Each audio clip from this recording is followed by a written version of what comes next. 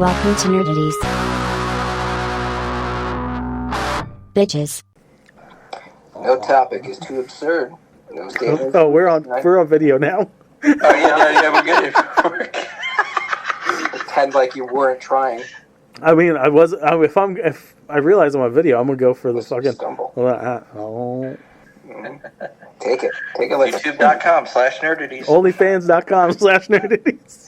You see the size of that? You took it like a champ. Yeah, I fucking did. It's wide too. Nerdy Jersey's finest mouths.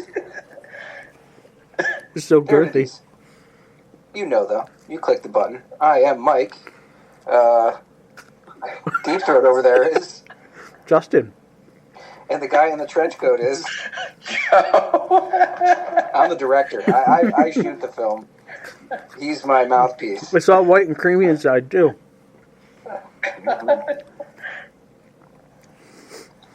This is a strawberry coconut bar.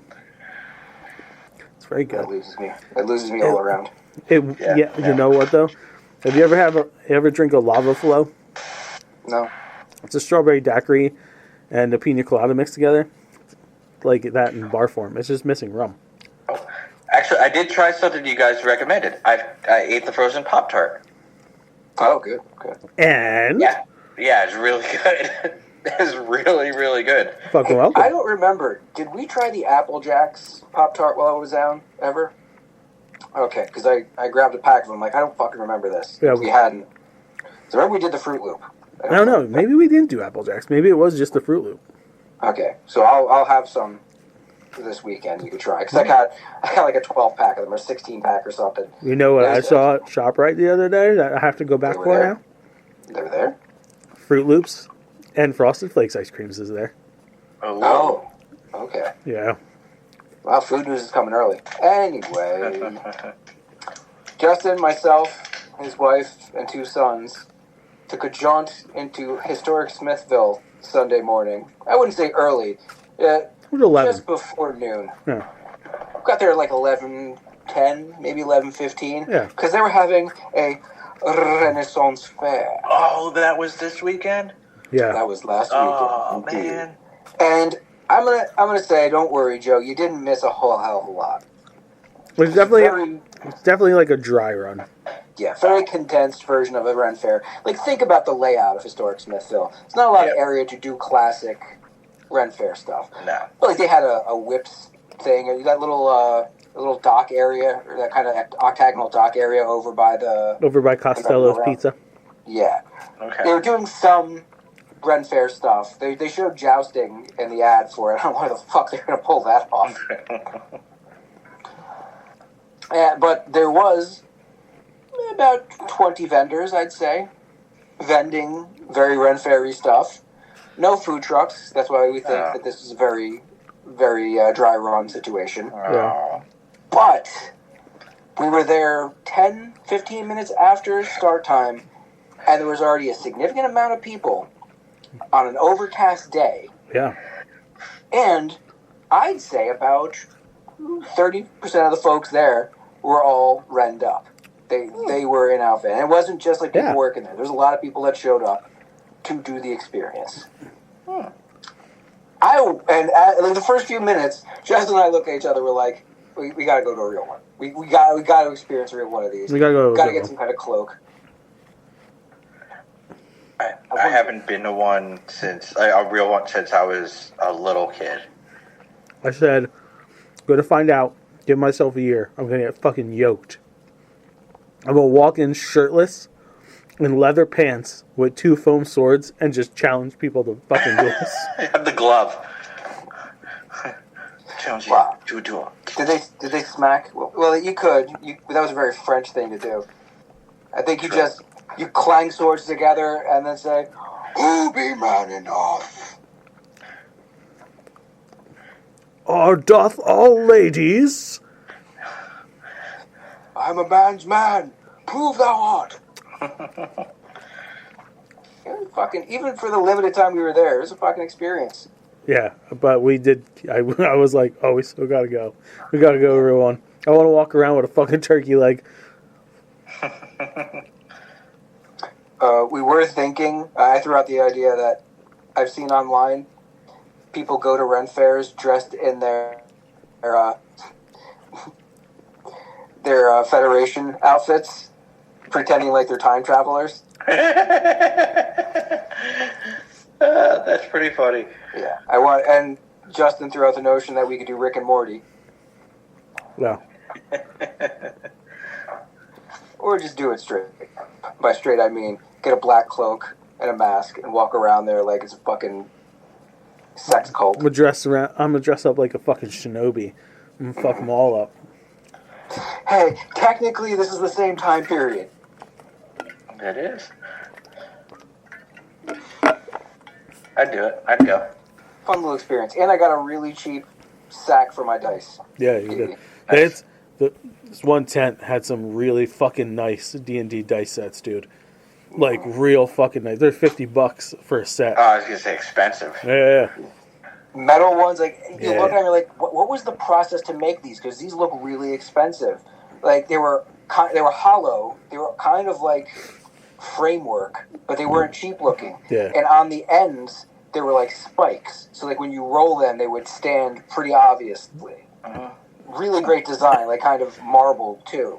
Yeah. Not $50 worth. I'll buy my $5 pleather sack. They had some of the really nice ones that were like see-through, and on the inside one had like skulls, and Oh, I've seen those. I was like, oh fuck me, if I really had money to throw away, I would have bought a fucking set of them. Yeah, those are the more reasonable type. Those were probably like 15. No, those were still 50. Those were 50? Yeah. Man, that's pricey. Yeah. They had dice towers. James just got himself a dice tower, not from there, Yeah. but he got himself a legit D&D. Yeah. Plug in dragon dice tower. Yeah, his fucking demon tower. The flames light up. That's cool. Yeah. I don't know where he's gonna put it when we play. He's gonna take the other wicker chair and sit on the other side of me, Okay. and use a TV tray. He's gonna have to. Yeah, so that'll space out the four of you on the couch, which will be kind of nice. That'd be a lot better.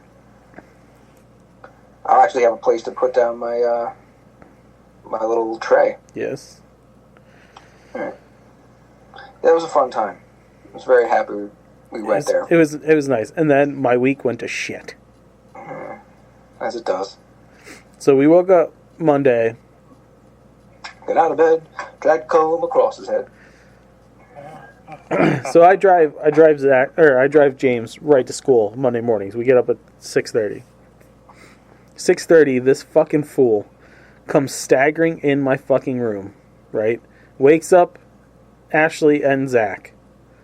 And he's like, we overslept. I'm like, the fuck are you talking about? He's like, we overslept. It's 6:30. And I was like, what time do we get up? It took him a second, like 6:30. And I was like, what time is it now? 6:31. Okay, get the fuck out of the room. So He is having a lot of issues, like cognitive issues lately. dude, It's scary. it's concerning. Yeah. So I get ready. We're in the car, and I'm like, what happened? And he's like, I somehow set an alarm for 5:30. Woke up at 5:30 and fell back to sleep. Okay, that kind of makes Right. sense. Did the startle wake Now it is the Yeah. oh shit. I'm like, okay, well, like, why the fuck did you set your alarm for 5:30, bro? And he's like, Dad, I don't know. There's the fuck up. Yep. There's the That'll do cognitive. Not paying attention. Well, it could just be the teenager not paying attention to what And he's just supposed to be doing. Yeah. the quick swipe of the app, and it's whatever. I wonder if it's like me, where you have 30 different alarms just sitting I do. there. Once you've used only once, and they just seem to stay in. No, I mean my function for like multiple things throughout the week. Then I come back and Ashley's like, Zach's complaining of his stomach. I'm like, oh cool, this is just a repeat of Christmas time. So like, we kept him home yesterday. He was okay in the afternoon. Evening came, fell apart. It was a fucking mess. Fever at night. Woke up this morning. He started coughing last night, but like, I'm like, it's probably allergies anyway. This morning he wakes up, still kind of a mess. We're like, you know what? Easter Sunday, we're not fucking around. Taking him to the doctor. Doctor's like, yeah, he's got a little virus, post-nasal drip things going on. I'm going to give you Benadryl for him. Because I don't think that the Claritin's working enough on its own. So Claritin in the morning and then give him the Benadryl at night. He's passed out. He passed out 10 minutes ago when Ashley came down to say goodnight. He will probably sleep through the night. Oh. Beauty of modern medicine. Mm-hmm. Now, the other thing, so it's fucked up our whole schedule for the week. She was painting the bathroom ceilings. We're trying to get the bathroom walls themselves painted by the end of the week. We don't know if it's going to happen. Just timing-wise, because there's a billion other things going on. Because as Mike knows, someone I know ordered a bunch of shit last minute. A soon-to-be defunct bakery. Yeah, I might be back to my other job by Saturday, which is going to fuck everything. We have D&D Saturday night. And on top of this, I need to mow my lawn. Now, my back right tire on my riding mower busted at the end of last summer. So, ordered a new tire. Tire came in. I just changed it like 2 weeks ago, right? I got the old tire off. Took forever. Got the new tire on. Couldn't get the fucking tire to bead, right? So I can't get it to stay on the fucking... Rim? Yeah. James just texted me. What do you forget now? Nothing, he was saying goodnight. So we take it over to our car guy. And he's like, all right, well, I'm over at the shop. Bring it over there. It's too small, clearly, for, like, the full-size tire equipment to work on it. He's like, bring it over to my house. I have ratchet straps because I don't own a set of ratchet straps. And he's like, I'll ratchet it on, I'll get it to bead, and then I'll fill it with air. Okay, cool. We did that on Friday last week. Monday comes, we're blowing them up, nothing. Nothing all day. Last night he's like, listen, I was filling the tire, it blew up. And he's like, I could get you, I'll get you like a donut or something. I was like, they don't make donuts for fucking riding mowers. And you're going to have to replace the fucking tire that you just blew up. The brand new tire. Yeah, because it's new. He did. He did. Because I was like, I have family coming Sunday. Like, we have an Easter egg hunt. That lawn has to get mowed. So I'm going to need that bitch by Friday. He got it today, so I'm assuming I'll have it back by Thursday. Just shit. Hey. The highlight of my week is waiting for the chaos of Saturdays. Mike's gone. Of Saturday to Mike, you're back. He froze.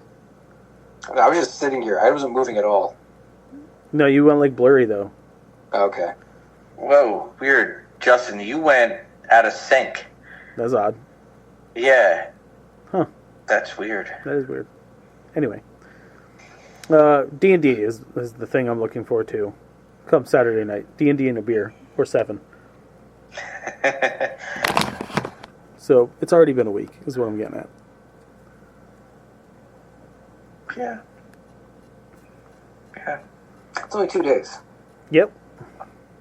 That's actually a pretty classic 30 Rock joke. What a week, huh? It's only Wednesday, Lemon. Thankfully, mercifully, there's nobody really huge that passed away this week, right? We didn't have to go directly into a rest in peace. I didn't notice any casting. Oh, you didn't see the big thing that hit the net yesterday? I don't remember. Maybe I saw it and didn't trip my radar. Well, they released the cast for the Potter series. Okay, I saw Screen Rant put it out. I'm like, okay, bullshit. But it was mostly names that had already been either confirmed or thrown out. Are they talking full cast? They did the teachers for the first season. Confirmed Lithgow is Dumbledore. Janet McTeer is Minerva McGonagall. Yeah, she was Jessica Jones's mom. Yeah.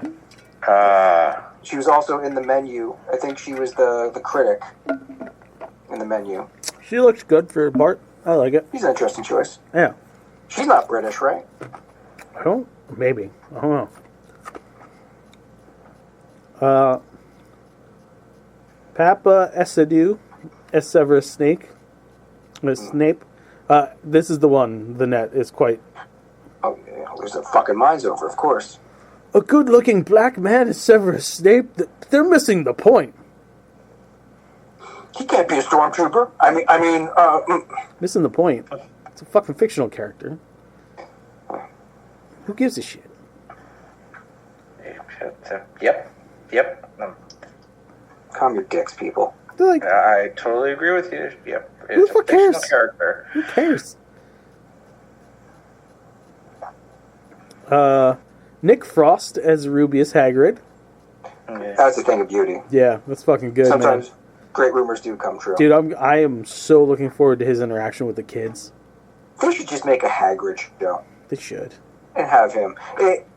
After what he did in Skeleton Crew, only as the voice, I guess, primarily. I don't think he was on set.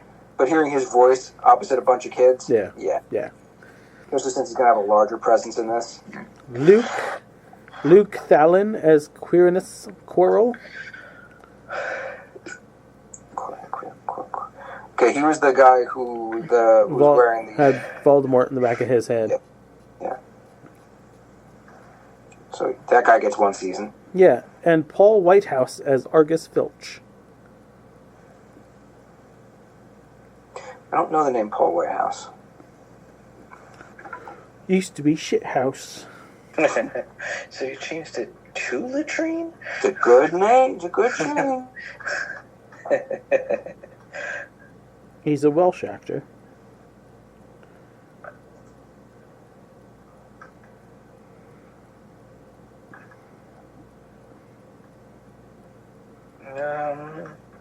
Oh, he was in The Prisoner of Azkaban.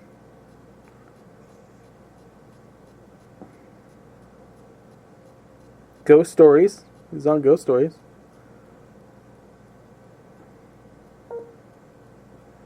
We lost Mikey.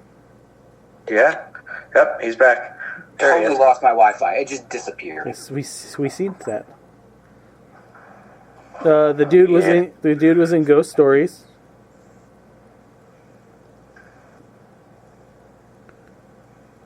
This Paul Whitehouse dude? Yes. Okay. Yeah, I've seen his face. I just don't... He's very British. Very British. He's in the oh, holy shit, it's Vinny. What's up, guys? Hey, buddy. Having breakfast. Guys, Vinny's joining us all the way from fucking Thailand. Our first international call. No, it's second. We did that interview with the guy from Spain. Huh? So, How's Thailand? It's pouring out. oh, You can see it. sounds tranquil. Yeah. I don't know. I just want to say hi. Miss you guys. Hi, bud. We miss you. Hello. Enjoy the program. Thank you, sir. Thanks for the encouragement. I'll talk to you guys. Love See you when you get back. Love you, Enjoy buddy. the two prostitutes. You like a lady boy. That was great. That's a nice surprise. That was awesome. I love the fact that we're on video now, too. We got to see that. That would have been pretty crazy if it happened, like, as I was gone. Oh, here he comes back.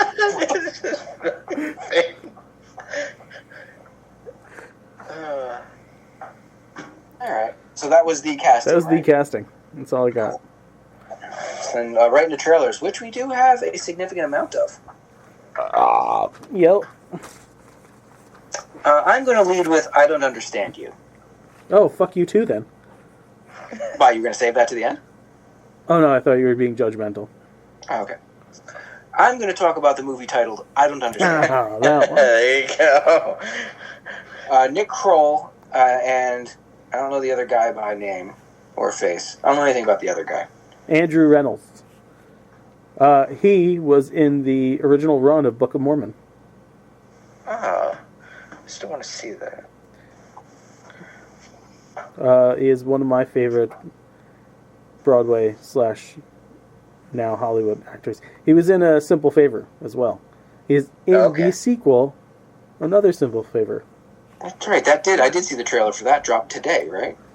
Yes. It dropped a couple weeks ago. They dropped a second one, and the movie comes out on May 1st on Prime. Okay. I actually checked out the trailer for that, and it's going international, I guess. She's Blake Lively's character is getting married, and is Again. that was None of you guys have seen this yet. no. Right? Just fucking worth it. It is worth the fucking watch. The second trailer drops the notion that Anna Kendrick's character got Blake Lively's character put in jail. I'm not ruining anything. The movie is fucking incredible. All right. I heard interesting things. No one has kissed its ass that hard, but I'm not saying like it's groundbreaking. It's the best movie I've ever seen. Incredible, but like the level of like weird and almost petty in it. fucked upness. Yeah. That's a good Beyond Nick Kroll and Andrew Reynolds, the only other American I can see is Amanda Seyfried. She's playing their surrogate. Yeah. And then a lot of Italian people, because I'm guessing they go on vacation right before their surrogate's about to give birth. Like it's their last vacation before this gay couple gets their child that they're about to adopt, and end up in not even a bed and breakfast, getting a room from an elderly lady, and tragedy occurs, and a dark comedy ensues, and a lot of death happens. Yeah. And just like everything else I've ever seen Nick Kroll in, when he's doing someone else's material, he's fucking excellent. He looks great in this. Yeah. Incidental deaths are tight. This looks very interesting. Oh wait, it's already out? What? It's got ratings. It's got fucking 79 ratings on IMDb. How's that a thing? The trailer just dropped today. Yeah, it drops on June 6th. Did the trailer have that many ratings? Is that what they do now? Do they fucking rate trailers? I think so. No, it's for the movie. sneak peek. Maybe it's like, yeah, maybe some people got on here who saw some screeners or who test screenings or some shit like that. Or they're being cunty. There's a 70 Metacritic score. But like, That's you fair. know, Well, for less than 80 reviews to only be at 7, it's not the worst. People are shitty. And like we always say, whatever rating it is, it's probably at least 1 point off. At least. That looks pretty fun. Life of Chuck looks really, really emotional. bro. That's isn't that Stephen? Yeah. Yeah. I got a little fucking choked up watching that shit. I got misty. Between that music and the notions that they're laying out, the very simple concepts. Yeah. I'm very interested. Now, this trailer that they just dropped, they threw the names Stand By Me, Shawshank Redemption. Yeah, this is in that vein for him. That Stephen King is what they're trying to promote. This is not the It, Carrie, Shinning. Yeah. But there seems to be some level of mysticism going on. A life-affirming, genre-bending story based on Stephen King's novella about 3 chapters in the life of an ordinary man named Charles Krantz. And the cast is an MCU fan's wet dream. Yeah. Karen Gillan, David Dismalchin, Tom Hiddleston, Chiwetel, and it's some of the other names on top of that are pretty great. Matthew Lillard and his Lillard Renaissance, Mark Hamill. Fucking hearing him narrate it. Wow. Yeah, that's like 25% of the emotional impact of that. Jacob Tremblay, that fucking kid. That kid's really good. The voice of Pete the Cat on the Pete the Cat show on Prime. Oh, no shit. Yeah. He did a really great job in Dr. Sleep in his 2 scenes. The one name that really, really stuck for me, And I haven't seen her do anything in so friggin' long, and she might be the reason I watch this. I might go see it in the theater, I say. Lorraine Bracco. No, that's the other movie. Oh, yeah, that's the other one. Mia Sara. Yeah. She of Legend and Ferris Bueller fame. And I do mean fame. Oh. And Time Cop. Let's not forget Time Oh, Cop. fucking who could forget Time Cop? Definitely not Vinny. The Mia Sara Trinity going on there is impeccable. But yeah, like, I haven't seen her in anything in so long. I don't even know if she's done work in a while. I don't think she has. 2013 was the last thing she did. Oh. Yeah. Totally worth checking out. Don't fucking yawn, Joe. Sorry. God damn I'm not looking, I'm not it. listening. God damn it. I'm going to drink water. Maybe that'll stop it. Yeah. Murderbot. Yo. Coming May 16th to the Apple Plus. This looks like an incredible concept to me. Fucking, can we stop giving all the jobs to the Skarsgårds? Man, there's so damn many of them, and they're so damn good. I know. They are really good.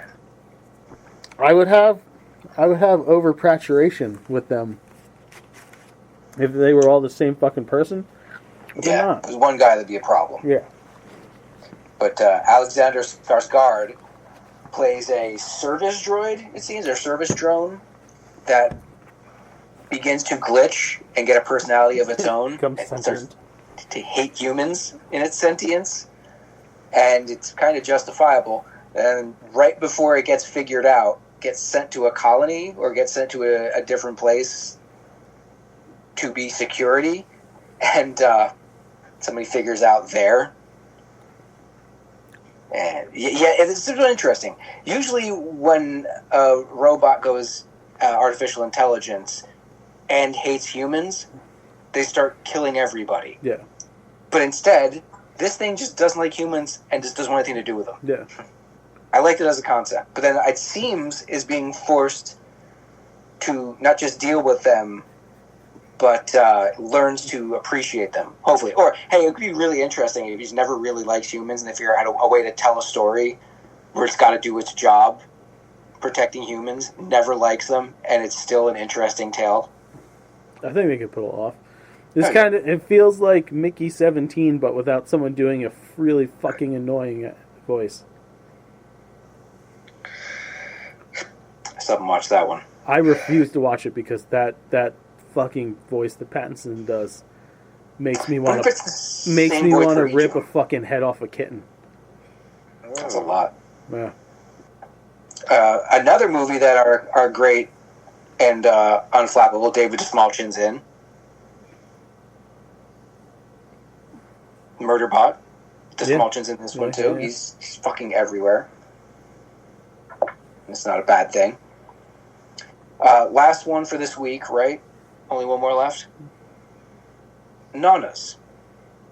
N-O-N-N-A-S. Not necessarily our cup of tea initially, but I could see why Justin would want us to see this trailer. But when it comes down to it, yeah, it does kind of fit. Vince Vaughn plays a guy whose mom just died, and he's going through her stuff and finds her old recipes, and I guess he's got a real shit job. It's based on a real fucking story.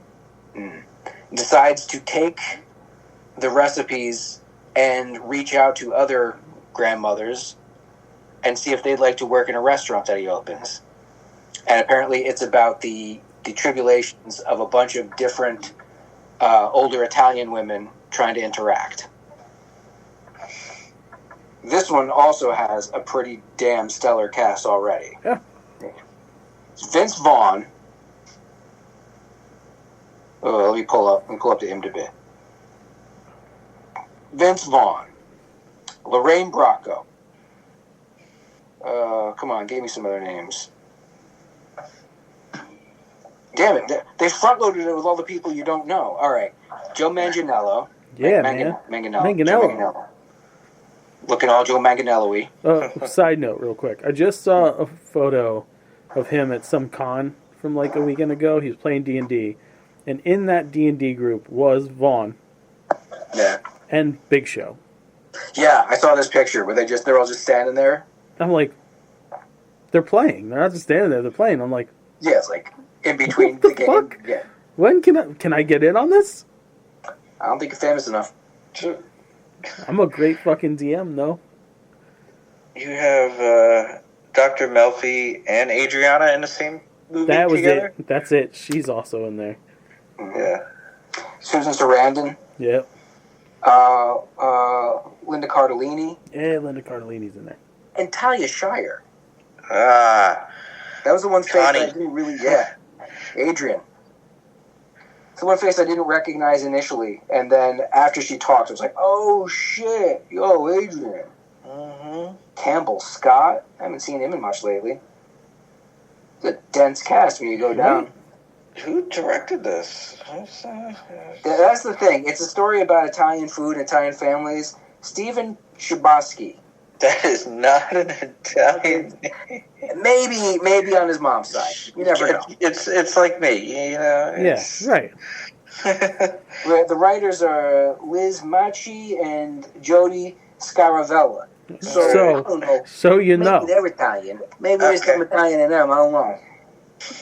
I remember seeing one of those unbelievable facts things about a restaurant that's run by grandmothers. This be So I it. guess this is that premise, or there's more than one. It's called Spiritos. It was in Elizabeth. Yeah. Hey. It was Spiritos, Joe. There you go. Spiritos. You gotta learn how to fucking say it right, Joe. You don't fucking say this right, we're gonna have a fucking problem. I'm never coming to this fucking house for dinner again. NC. Lion face. Ah. That one was... After watching the trailer for Life of Chuck and then watching this one, I was feeling good.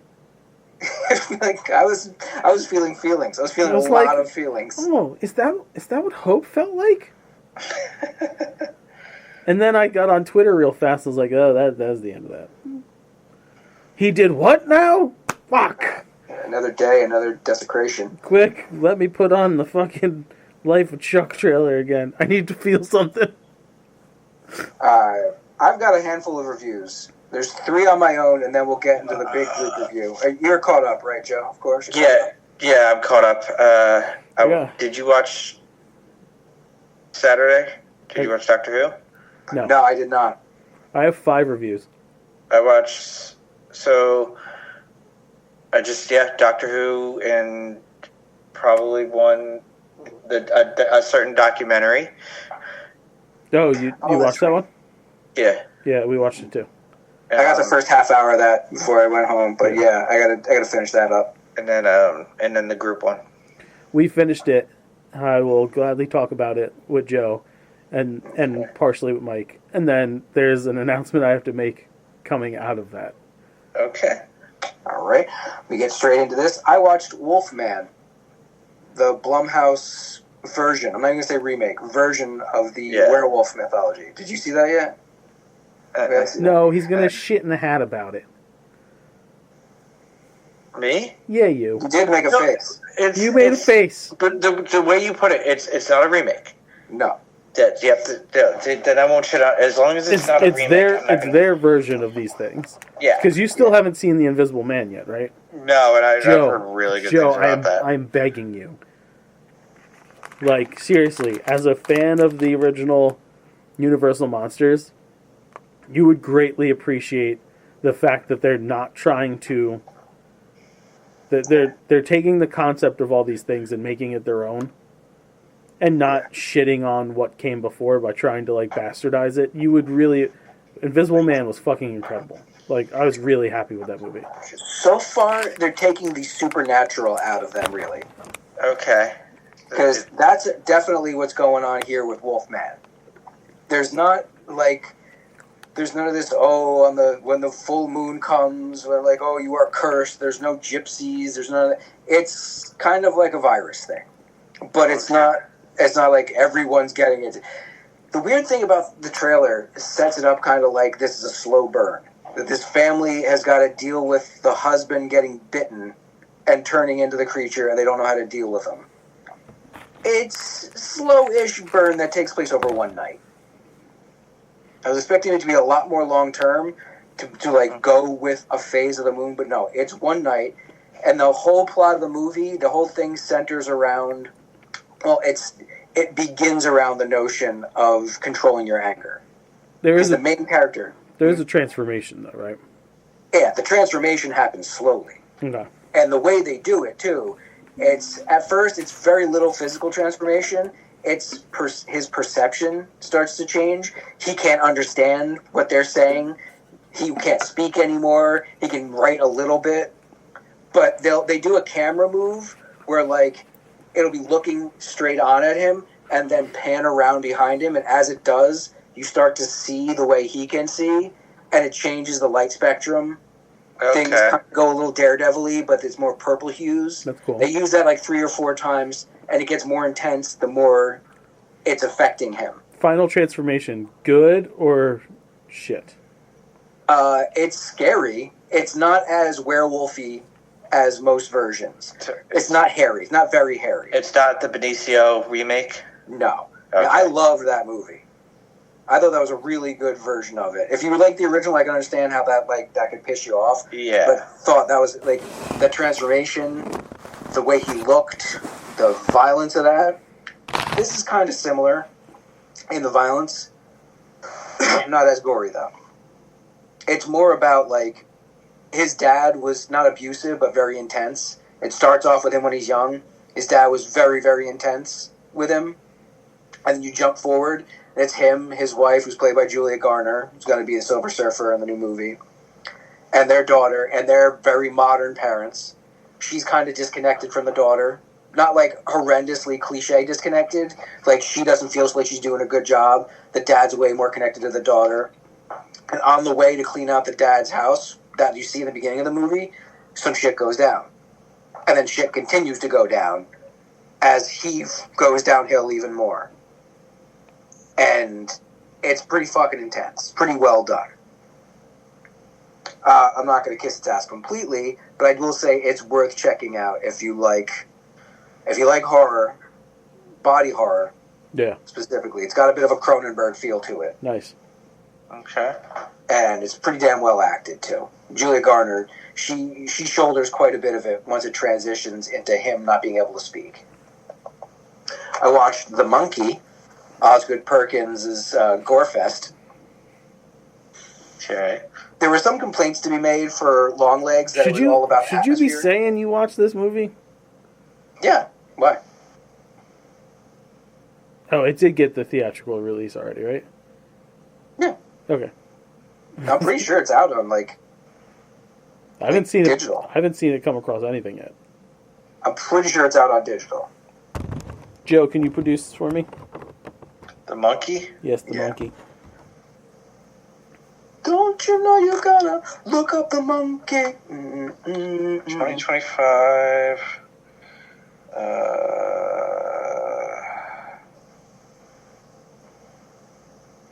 Release date February 21st.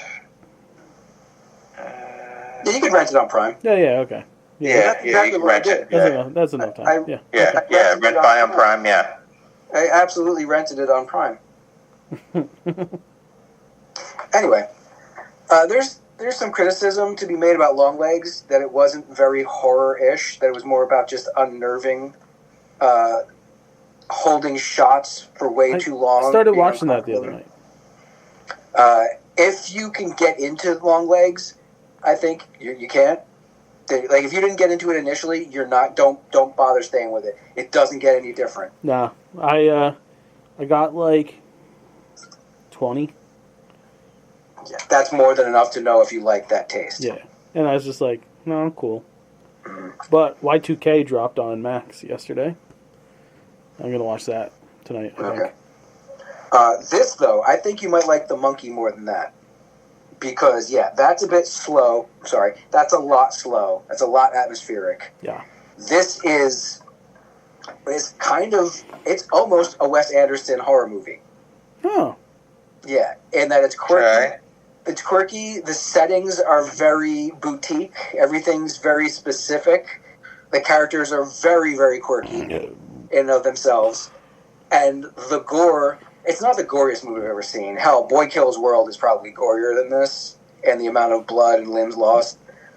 But the creativity in the way the kills are done, and the surprise nature of them, and the rapid nature of them. You don't go more than 7 minutes between people dying. So it keeps you on your toes. Sometimes there's a little bit of a gap. Sometimes it's boom, boom, boom, and it escalates as the movie goes on. What shocked me about it, though, there is an actual plot to it. I won't give away too much, but it's about a pair of twin brothers. One's a very chill, kind of, relaxed guy. The other one is one of the biggest fucking douchebags you've ever seen in a film, ever, ever, ever, ever, ever. Okay. They're both really well played by the man. I don't even remember the guy. I've seen him in a handful of stuff, but he doesn't really stick out to me. And it's about how this monkey ruins a family over a generation. Totally worth checking out. Now, I watched one yesterday called Tuesday, only because I ran across a reel about it. Yeah, the name of the movie is called Tuesday. I think I've heard of this one. Julie Louis-Dreyfus. Yeah. Yes. Yes. I ran into a reel that showed one scene from it with her daughter and a parrot. Yes. I was like, oh, this looks interesting. Let me see. Oh, it's on Max. Yes, it's available on Max right now. A girl with a terminal disease befriends death in the form of a parrot. Shit. Yeah. She's about to it starts off following the parrot doing its job. Not killing people, but sending people on to the next after they've been shot, stabbed, whatever, had an accident. And then it hears her cough, goes to do its job, and before it can, it just waves its wing over people and they pass away. Before it can do its job, she starts telling it a joke. Yeah. And it just kind of is all right, listens to the joke, laughs, and they become friends. And then it's telling her, you got to tell your mom, you're going to die tonight. She can't handle it. If Julie Louis-Dreyfus is the mom, she won't be able to handle it. You've got to tell her. And when she finds out at the end of the first act, Julie Louis-Dreyfus does something really bad because she can't cope. And the rest of the movie is her dealing with what she did and trying to come to terms with the fact that her daughter's got to die and the effect it's having on the world. Jeez. It's pretty fucked up when you think about it. When you watch it, how have you seen the trailer for it? Yeah, so I saw the trailer for it a while ago, and I've seen bits and pieces through reels. Yeah. So I know what she does. Yeah. Which, yeah. Yeah. It's easy enough for me as I'm watching it to be don't do that. There's a natural order to the world. What the fuck are you doing? But it's the point of the movie. In the first act, she's not around her daughter much. She can't cope with the fact that her daughter is very sick. Yeah. As soon as she's looking out the window for the nurse to come. As soon as she comes, the nurse goes upstairs and she just goes out and says she's going to work. But she doesn't work anymore. Yeah. She can't fucking cope with anything because her daughter's dying. Her daughter's her whole world. So, it's a very, as a parent, fucking horrendous notion. Yeah. Dude, by the end of it, I had a cathartic cry. Yeah. It was fucking... She's great in it. The daughter's great in it. Everyone's pitch perfect. It's a very small movie as far as cast goes. It's one of those ones that if you could figure out a way to articulate the parrot, you could do it as a stage play. Yeah. The parrot changes size. Yeah. Sometimes it's very intimidating. Sometimes, at one point, it fits inside her ear canal. Yeah. And is talking to her.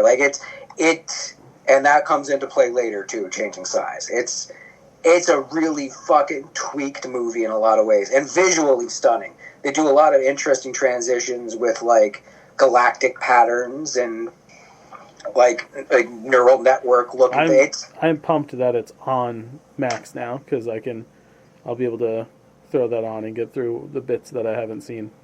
Yeah, it's... By the end of it, and, now...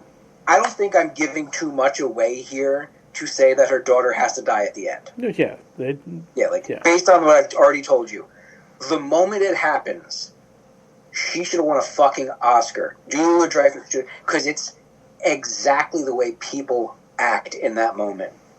Nothing put on about it. It's so fucking good throughout. Totally worth checking out. All right, those are my single ones. Bravo. So I watched Shuti Gatwa's first episode into his sophomore season as the Doctor in the Robot Revolution. We got introduced to a new companion. This episode is very timey-wimey. Is she new, or is it the same character from last season?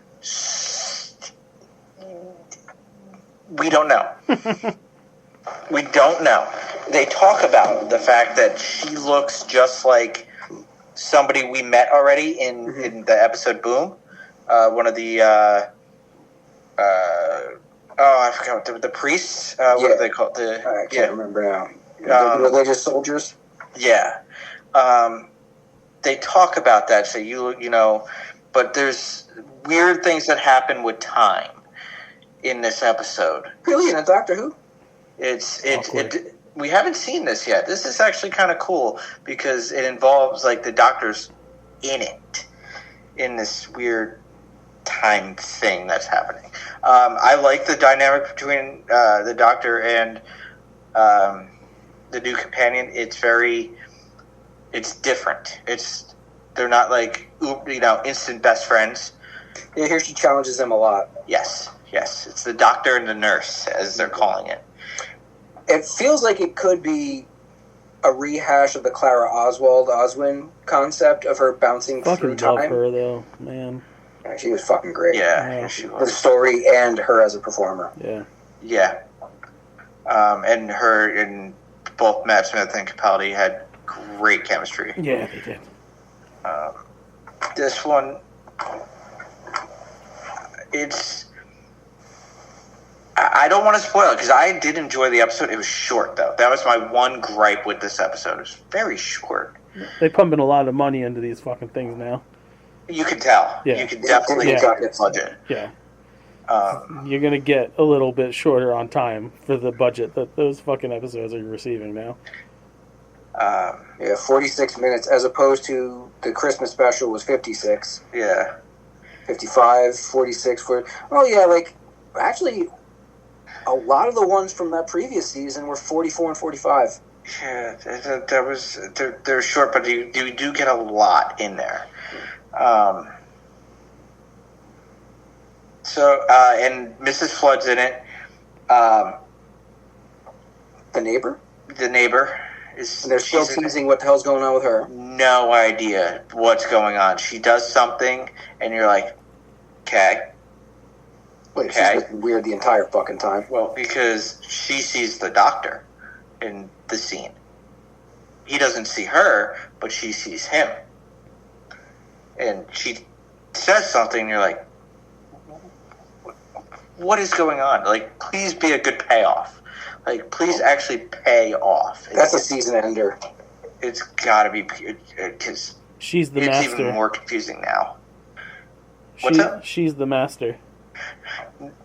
No, because somebody pointed out something from last season, and I don't think she's the master. I'm telling you. Mark my words. Where did they leave the master last? The master, the toy maker trapped the master into the gold tooth. So somebody pointed out in a picture from last year, she's wearing the gold tooth. So the master's trapped in it. Or so she's probably getting taken over by the master. I don't know. Telling you. He never goes away. He, she. Yeah. Missy, master, maestro. I don't know. Missy was fucking great, man. Missy was good. Yeah. Probably the best version. Well, obviously I don't know the older stuff, but as good as it was during Tennant's time, I think Missy was a lot more fun. Yeah. Yeah, especially when she tried to tried to go face. Yeah, she tried to turn corner. Yeah. Yeah. Had her Magneto run. Yes. Yeah. Her and the Doctor trying to work together. Oh, old friends. But yeah, I enjoyed it. I'm looking forward to next week and whichever one the cartoon one is going to be, because that looks really cool. I think that might be the next. At least that's what IMDb seems to be showing. So the next week, so this Saturday is going to be the one where they get trapped in a cartoon? Yep, Lux. Cool. April 19th. Yeah, they already have each one named and listed. It's Disney, don't fuck around. No, they don't.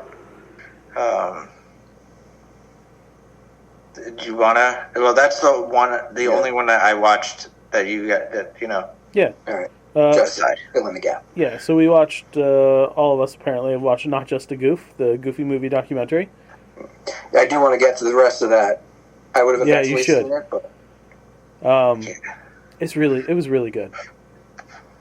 How they set up Powerline is really cool. Yeah. I was really happy with what it was. When we first clicked it on, I was like, oh shit, it's an hour and a half.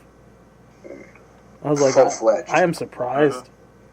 But yeah. There's a lot to making that movie that I didn't realize. Like, it was never one of my favorites, but having seen it a lot more, because you guys tend to play it on occasion, yeah, I've appreciated it a lot. I think my sister watched it a few times when it came out, but like, it was kind of whatever. It's very deep. It's a very parental movie. Yeah. I've always been a Goofy fan. I think it goes back to like the old Goofy shorts were on a lot growing up. Enjoy the hell out of them. Because Pop was like, he loved the old school Mickey Mouse cartoons and Looney Tunes. So whenever he was around and he wasn't working on the railroad, that was on. So Goofy, I think, I leaned into him being a favorite character because of that.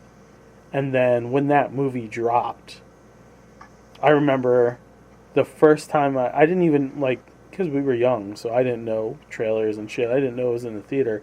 I just remember stumbling upon it at the public library and taking it out.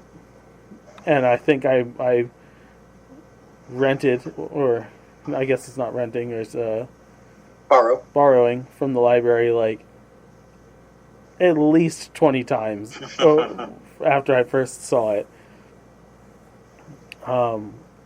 And then it was funny because when I met Ashley, she was like, oh yeah, I love Disney. And I was like, oh really? And so I think we had like almost a 2-hour conversation about just Disney shit. It might have been the reason I fell in love with her. Because she was on my level of like Disney nerdiness. I was like, oh, what's your favorite Disney movie? She's like Little Mermaid, but I'll also say a Goofy movie. And I'm like, yeah, I think we should get married. I really liked the animated moments in it, recreating the stories they're telling. Yeah. The animated version of, what's his name? Katzenberg? Yeah. Yeah. Eerily accurate. Yeah. Yeah. You missed what he looks like. So, like, when they wrap up the story, there's a whole animated thing. Oh, good. And it ties back to how it starts. That is, like, it right in the feels. But Katzenberg said, oh, but let's not do the Goofy voice. Let's just have, like, Steve Martin, and Steve Martin do his voice. What if Steve Martin? Wait, you wanted to sound like Steve Martin? No. Steve Martin. We can get him. Oh, shit. Yeah. But that was actually a really great moment where they go back to him like, all right, we got to try and do something different with this. You got to try and really act. You got to find range with Goofy. Yeah. Like, after seeing the movie, you didn't realize at the time, Goofy didn't have much range. No. Goofy was just a pratfall. He was slapstick. Yeah. And that movie, well, we weren't sure. Was Goof Troop before that, or Goof Troop? Yeah, so Goof Troop came out a year before the movie released. Okay, and because of the nature of that show, Goofy was just continued to be a pratfall. He's just slapstick. And then the movie called for... The show built a bit more on his shoulders because that's when Max was introduced. Yeah, but it wasn't necessarily about parenting in the same way that the movie is. Not like the movie. No, not like the movie. Yeah, because the movie comes. It's kind of perfect writing. The movie comes at that important boy meets world juncture in Max's life, where, getting a girl's attention is way more important than being around you, Dad. Sorry, it's just reality. Roxanne's fucking hot too. Like, she's adorable. Her fucking cartoon character. I remember having all the feels. I didn't realize that was Blossom's friend doing the voice. Yeah. There was 6. Yeah. Yeah. Jenna Van Oy. Oy. There was another actress from back then that I had a mad crush on in that movie. I love the fact that he broke out the VHS tapes. Yeah, dude. That was incredible. It's one great thing about Disney productions. They always have some behind-the-scene footage. Even back then when they wouldn't make a behind-the-scenes documentary about it, they always had them filming the crap out of everything. There's a bit in that movie in the end where they, like, talk about the impact of, like, Disney movies on people. And it got me thinking, because it got me emotional. Like, the last, like, 20-25 minutes of that thing, fucking, whew. They hit the fucking emotional gas and they don't let up. That's a lot to work with. Yeah. Yeah. And Kelly Martin. She was from Life Goes On.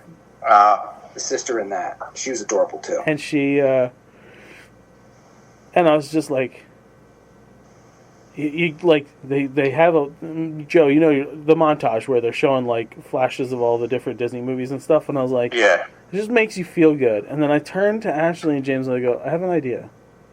I go, we're almost done with the current series that we're doing on the theme parks now and then on Can't Stop the Rope Drop. I said, what if we now watch every animated Disney movie in order? And each week we go and we talk about the movie we had just watched and review it. So it's like, they're like, well, how's that going to work? And I'm like, well, this weekend would be us wrapping up the final Disney park for then and now. It's the second half of Magic Kingdom we have. How are we going to do that? So watch, this Sunday. Oh, how am I recording that this weekend? Yeah, how are we going to fuck that pig? We're probably going to do it Friday night. Okay. In the midst of me, like, clanging pans and shit. So I was like, so Sunday on Easter, after everybody leaves and, like, you know, Zach lays down or whatever, we can start with Snow White. And we're just going to go every week after that. So, bless you. Thank you. Bless you. I'm looking. We always have theme park news, but like this gives us, you know, and Ashley added to it. She's like, they're saying that there's always been hidden Mickeys in the movies. She's like, we should also look for them while we're doing this, and it's like, yeah, Easter eggs are fun.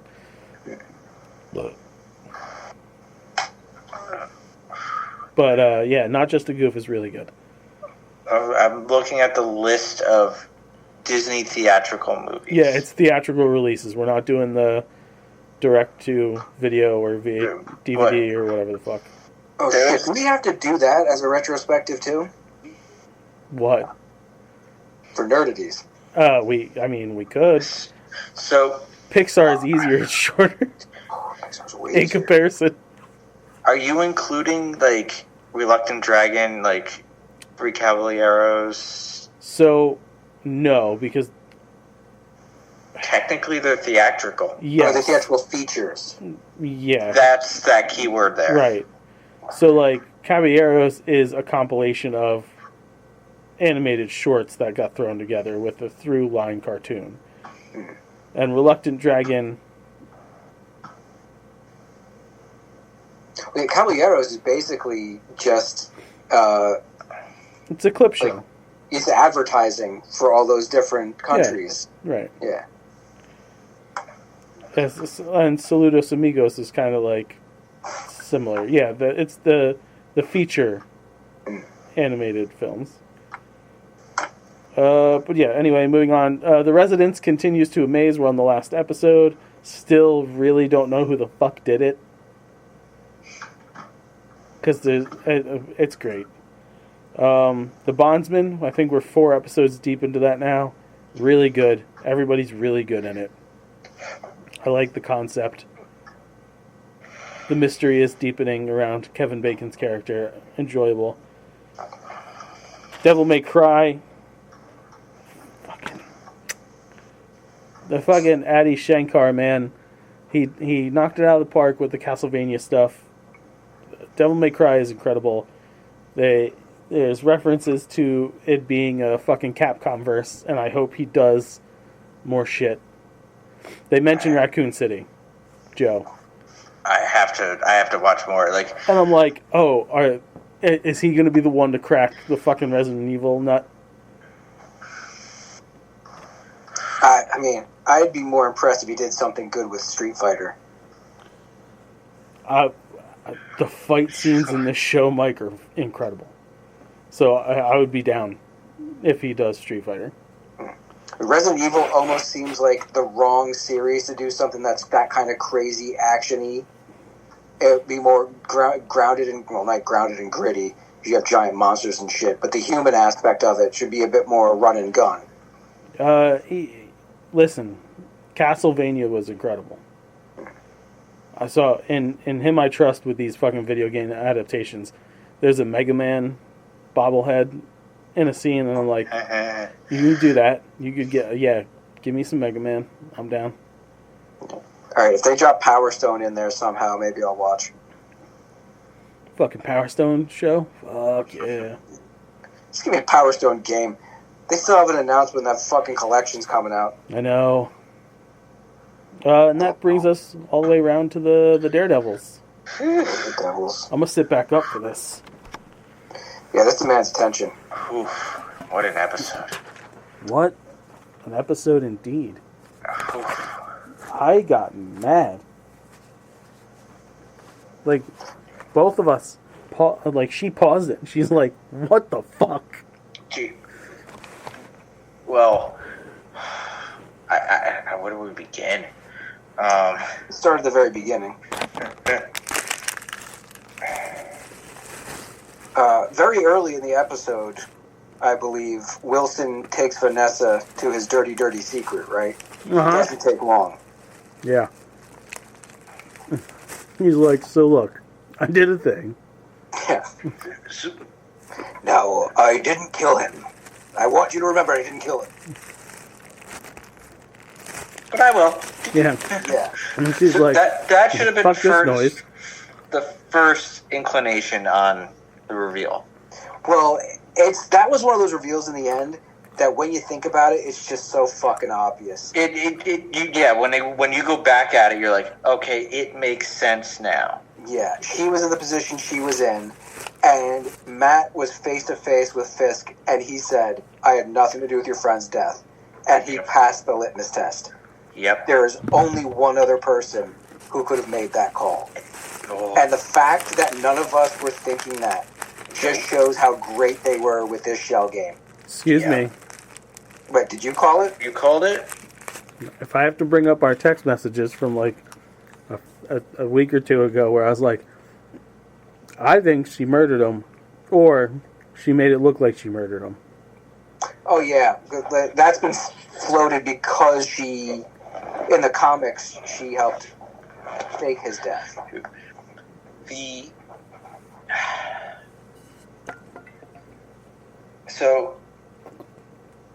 a... It's interesting. She's worse than he is. Yeah, she is in a lot... Well, they're birds of a feather. I could have swore in the comics she was a lot more demure. She wasn't necessarily in the life. But maybe I'm just thinking of Into the Spider-Verse, where that version of Vanessa was like, I don't want anything to do with this life. Fuck you, get away from our child. But in the comics, she's manipulating. Yeah, she is. Yeah. And this version, she's taken like a duck to water to the criminal empire. Well, She might be even more calculating than he is. Yeah. And It's less obvious. And then we got Fisk promoted Gandolfini as deputy mayor. Well, deputy mayor of communications. Is that the beginning of the episode? I know I'm going out of order. I'm trying to remember if that happened before the that was very early in the episode. The jail scene. Well, all that first act stuff we can kind of overlap, however. He's like, yeah, he sets up Gandolfini's character. He puts him up into a higher position now, which ruffles the feathers of his assistant or his handler. I don't even remember what she is. She helped. She's public affairs. Yeah. Yeah. And they had a nice little back and forth.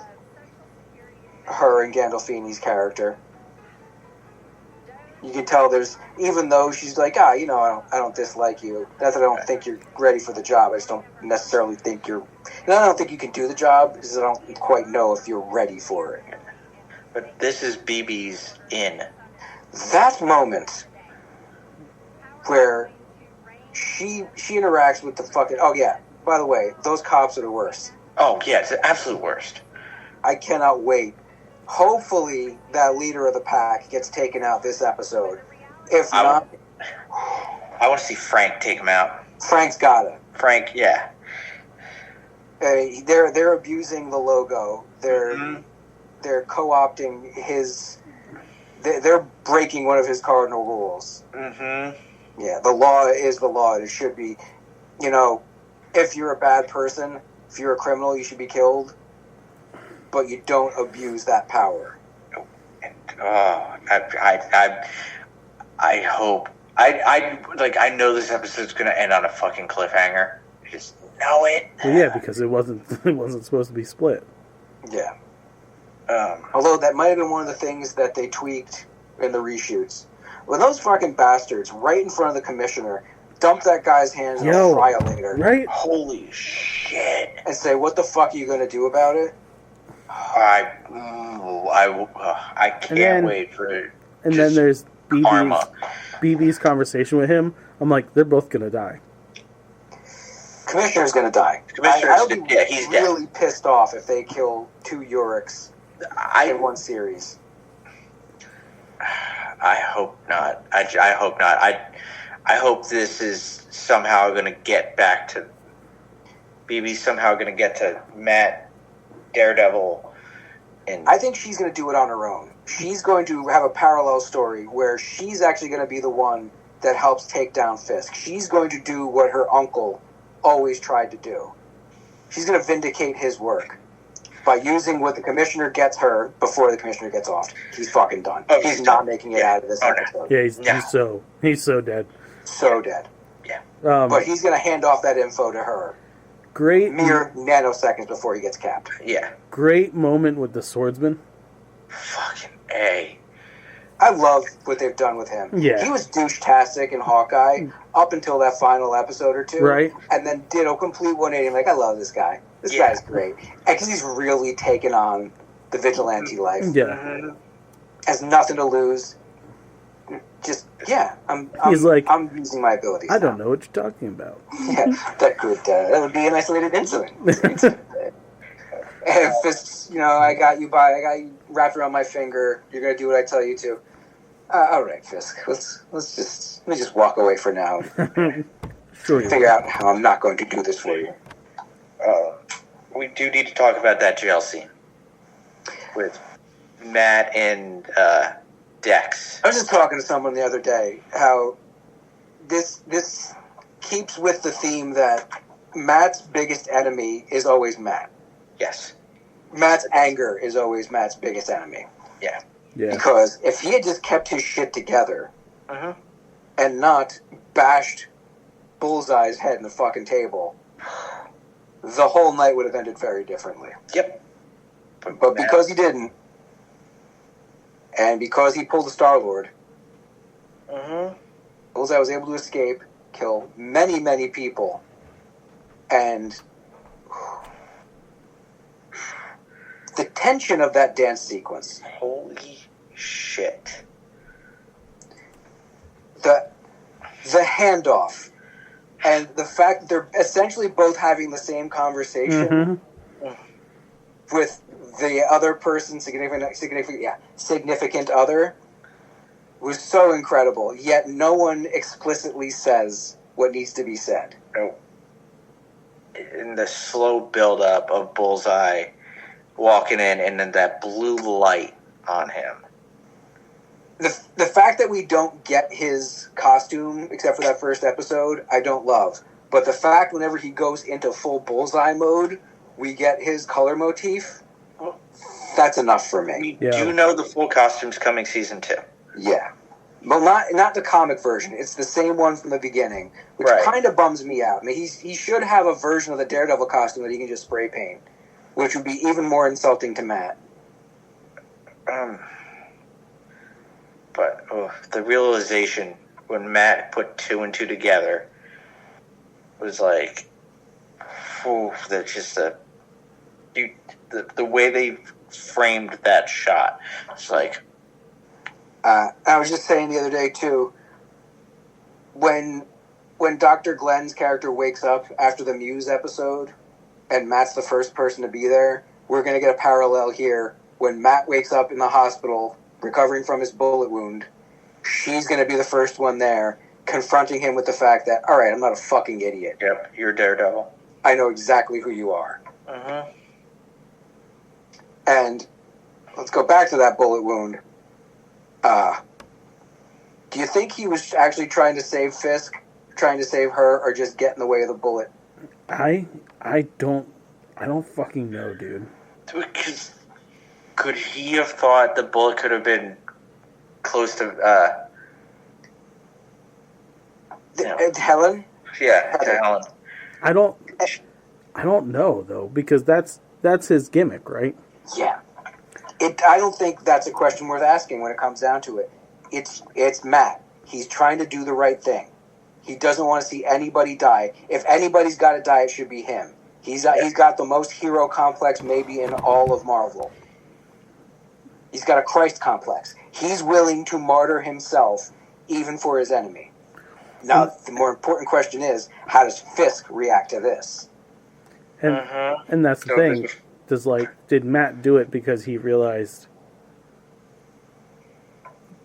Fisk wasn't the one who made the fucking call on Foggy? I think that helped, but I think it's all wrapped up together. Fisk wasn't guilty in this thing. Heather's there. Someone's about to die. But I think all of that is secondary. Just someone's about to die. I have the ability to stop it. I know it's going to happen. I have to step in here. That's the right thing to do. And he took a bullet. And he ends the episode the same way Foggy ended his final episode. Counting the lights. Yep. And it was fucking intense. That was another Benson and Moorhead episode. Those guys really understand how to do this. If Marvel doesn't give those two guys a feature film, I don't know what the fuck they're doing. They've done episodes of Moon Knight, they've done episodes of Loki, and this. They are primed for something big. So, tonight, the season finale is an hour long. Just to let everybody know. Good. Hour. Needs to be. I want to know how he's going to heal quick enough from a bullet wound to get back in that suit. Because if we don't see him in action in this final episode, I'll feel a little bit robbed. He won't be. Yeah, that's the problem. Because I think Joe hit it right on the head. It's going to cliffhang. This next episode's going to be, I'm going to say half of it's going to be like Matt having some kind of surreal like moment with Foggy and like the Void or whatever. I go for hallucination. I'd be alright with hallucination. I don't want some metaphysical thing. Most of the action we're going to see in this is going to be probably Frank. I could see that. I don't even think we're going to get Frank. Well, I did just see the thumbnail. Okay. The thumbnail's Frank. He is involved? He is in the episode. But I didn't read any details of it. I just saw the thumbnail. But I think that's the bulk of the action is just going to be him. He better take out that fucking goon squad. Are they shooting his one off, or like did they start production on the Punisher special? Not that I know of. They were I think they're wrapping up season 2. Okay. Yeah. So, and he co-wrote the special. Something tells me they're rolling right into Punisher after. Might as well. He's in shape. He's got the haircut. They have all the production value there. Yeah. It's been a great season. Him, Red. Barely any fat on this one. Oh, just. Whew. All right. Good reviews, boys. Let's get into some news. Okay. John Boyega was asked what MCU character he'd like to be, and I think he's answered this question before. I still like it. He said he wants to be Bishop. This is not how that went down. Well, He someone said he wasn't sure, and then someone suggested Bishop. He's like, yeah, I'd play Bishop. In the past, though, I'm pretty sure he has mentioned Bishop. He said he's talked to Feige about Bishop. I heard another thing. I'd kind of prefer to see him play Jericho Drum. Fuck yeah. Yeah. Yeah. I mean, Bishop is a tortured character in a lot of ways. He's almost too serious. It would be like seeing him play Moses again. Right. Jericho Drum is a magician. He's on par with Doctor Strange. A former Sorcerer Supreme. Yes. And he gets to play the emotional spectrum a lot better. When shit gets serious, he is super duper serious. Oh man, if they're But doing he that, can be lighthearted. if they're really gonna do that fucking Strange Academy thing, I'd love to fucking see him on there. Boyega leading Strange Academy with Cumberbatch coming in every once in a while. Yes. And that rolls into Doctor Strange 3. Yes. And you get all of those characters. You get like Doyle Dormammu. You get the Asgardian kids. It's so easy to set up now. You got Asgardians on Earth. Yeah. Why not let's just roll them in. They're already there. Yeah. DC has put in place an anti-tariff pricing on a handful of their young adult and middle school or mid-grade. Let's see how the wording goes. They're dropping the prices 10% on a handful of their books. That's pretty cool. Yeah. Where was the exact... There it is. DC has officially applied a 10% anti-tariff discount on all young adult and middle-grade graphic novels to support retailers. Over 97 DC titles are now on sale. Now, I don't know if that's 97 monthlies or 97 graphic novels that are just good to get kids in. You know, drop 6 issues on them at once at a much less expensive price. But that was almost Nerd of the Week. I'm pretty thin on actual news. So I put that in there. My last bit of news is kind of a weird sciencey thing. After the 5.2 magnitude earthquake in California yesterday, Yeah, that's pretty cool. Yeah. a herd of elephants grouped themselves around the smallest member of their crew, a 7-year-old, in what is called an alert circle, and lasted like that for 5 minutes. Fucking animals, man. Yeah. Truly magnificent. They should Wouldn't really, want- they should really get the planet back. Yeah. We're fucking shit up too much. Yeah. If we just fucked off and let the elephants have it back. Just like animals in general. Just like the animals have it. Things were a lot better when it was just the Lion King. Yeah. An actual circle of life. Yeah, there wasn't much more news from me. I got some news. Apparently, if you say bad things about the orange one on 60 Minutes, he's gonna come and try to revoke your fucking show License. from air and your license. So, to that I say, bring it, big boy. Wow, if we can get some notoriety from shitting on him, that's the best part. We don't have a license you can pull. Bitch. Fuck you, Orange Julius Caesar. Beetlejuice 3 and Gremlins 3 are confirmed in the writing process as we speak by the Warner Brothers peoples. After Beetlejuice, I'm a little, not soured, a little cold on seeing another one. I'm not as hyped. Yeah. Really want to see where they go with another Gremlins, though. Yes. Yeah. I would like to see a continuation of that. Far too long. We're in the 35-year range now. Yeah. Beetlejuice, on the other hand. It's all right. Yeah. It was a movie. It was a movie. Michael Unless Keaton it's was in it. We still haven't watched it. It's like you should probably watch Star Trek Beyond before you watch Beetlejuice. Yeah. It was. You should watch Tuesday, and you'll probably cry less. Nice. I don't. There's some things that happen in Beetlejuice. You're like, why? And I don't. And then another thing happens. You're like, okay, don't. Why? It just kind of was. It was like, all right, this is a bit of nostalgia, watered down nostalgia. Yeah. And Yeah. yeah. Two The dad's in it. movies. Yeah. The dad is in it. Yeah. We got Danny DeVito. Yeah. Yeah. It was two different movies that they didn't have enough plot for, that they sewed together. And I should say stapled together, because that's what one of the characters was. Yeah. You had Willem Dafoe. Willem Dafoe acted his ass off, man. The performances were really all that kept that movie together. So I'm not as into a third one. But yeah, Gremlins, the fuck, man. You're dragging ass on that property for way too long. Yeah. Give me the third one. Still gotta watch that animated series. Was that on Netflix? No, that's on Max. It's on Max? Alright, I gotta dip into that eventually. Rohan Campbell, the director of Halloween Ends, a star of Halloween Ends, has been cast in the upcoming Silent Night, Deadly Night remake, directed by Mike P. Nelson. Silent Night, Deadly Night. Which one was that one? Was that the sorority sisters? I believe so.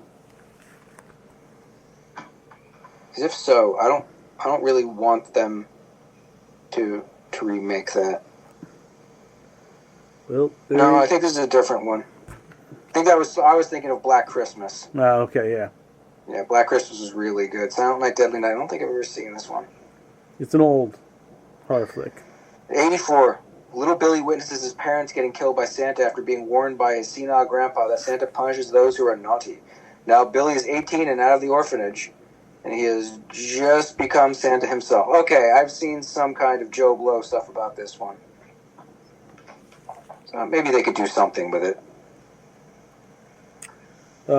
Courtney Hengler, Mrs. LaRusso, on Cobra Kai, is stepping away from acting after 20 years. Yep. She Retiring on a high note. Yeah. Good for her. Yeah.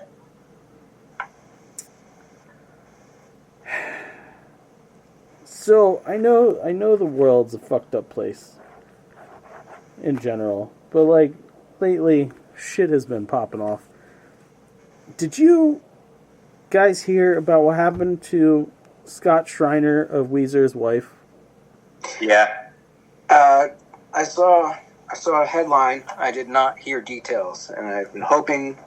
I mean, it's getting overshadowed by a lot of stuff. So this is my opportunity. Okay. Lay it on. Okay. Here we go.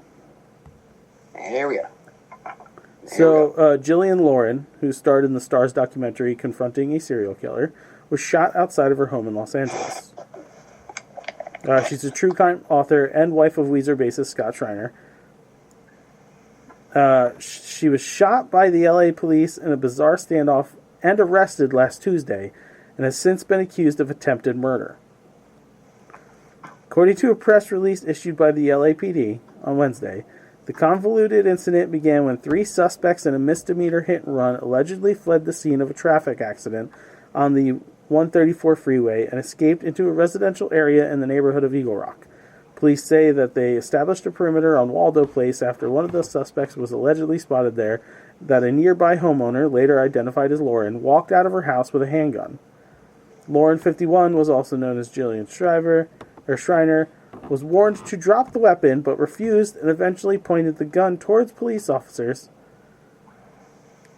authorities allege. The press release states that Lauren was struck by gunfire in an officer-involved shooting and retreated into her home before returning outside, where she was taken into custody. Paramedics transported her to a hospital where she was treated for non-life-threatening gunshot wounds. I have a feeling we're going to get one of those, I swear, it looked like a gun situations. Yeah, because, like, here's what just came out about it. She was home recovering from cancer. Oh, man. Could you imagine, like, you get out of the hospital being treated with cancer and then get fucking filled with lead? Mm-hmm. No. Yeah. I have a hard time believing someone, and it's not impossible. It's not beyond. Yeah. She's no reason. recovering from a fucking hysterectomy. And the idea is that she came outside With a gun. packing. And Probably some sort of fucking medical equipment. Yeah. Probably a fucking colostomy bag in her hand. Probably something like that. Everybody needs to take a deep breath and calm the fuck down. There's an IV rack, officers. Oh, you heard about the kid in Idaho, right? The stab stuff? Oh, no, the autistic kid who was on his own property. That one, yeah. Yeah, was shot through the fence multiple times. Yeah. Died. He died. Yeah. Yeah. Yeah. This is America. Mm-hmm. Shoot first, answer questions never. Qualified immunity is what they call it.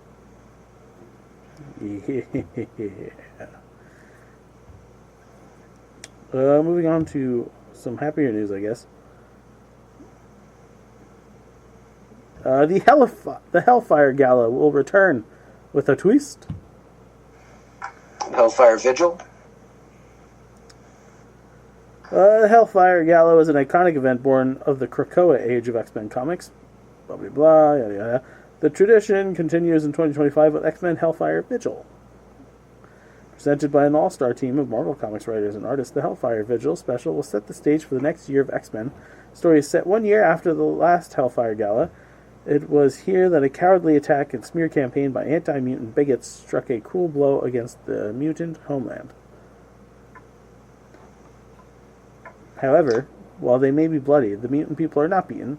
This consequently leads to a new Hellfire Gala, held as a vigil for the fallen and all that was lost. However, they like to use however a lot. While the purpose for the gathering may be different, the same fancy costumes will remain, so will the personal dramas that define the X-Men comics.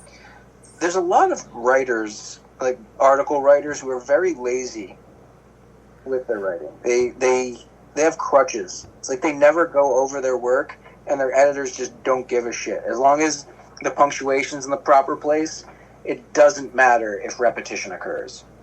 That's frustrating. I've taken the last year off of X-Men. After the Krakoan age came to an end, I was like, you know what? I'm going to pause on mutants for a little bit. It got expensive. So I don't know much about what's been going on, except for little occasional updates I'll see and like solicitations. I don't know if I'm going to get this one. I don't know if I want to dip my toe back in. Yeah. The X-Men, they have too many books going on. They always do. Yeah. And then after major events like this, they'll keep a handful and then shuffle some out and then shuffle new ones in. I think right now there's somewhere around 10 or 11 books at least. And I think 3 of them are Wolverines. Yeah. Speaking with Deadline, Warner Brothers Television Group CEO Channing Dungey was asked for an update on the potential Penguin Season 2. A lot of fancy talk around the probably not. We don't know what's going on with the Batman. Yeah, I mean, Matt Reeves has got to get his ducks in a row before they can even move forward. Yeah. Can't go laying that track before Matt Reeves knows where the train's supposed to be going. Is it going to get delayed again? Well, yeah, he said they didn't have the script ready. The headline I saw is he's having personal issues. I'm telling you now, that movie's not getting made. Let's see Brave and the Bold before Batman 2. Well, we definitely will. They've at least got a script ready for that. I mean, I could see either way. It's not like they can't have two Batmans going on at once. But I think when they keep hitting roadblocks like this and it's not a studio issue, they're just going to be like, you know what, we don't need it. Yeah, they really don't. It was a nice experiment. We got some money out of it. It didn't fail. And we had a show that people liked. It got some nods. It did get some Emmy nominations or something. It got love. Yeah. But we don't have to stick with this. Good. It's time for food news. Let's dig in. Oh, is that the new term? Is that your catchphrase? Are you guys a fan of the snacks that are the broken off pieces of ice cream cones that have the chocolate core, but like... Oh, the...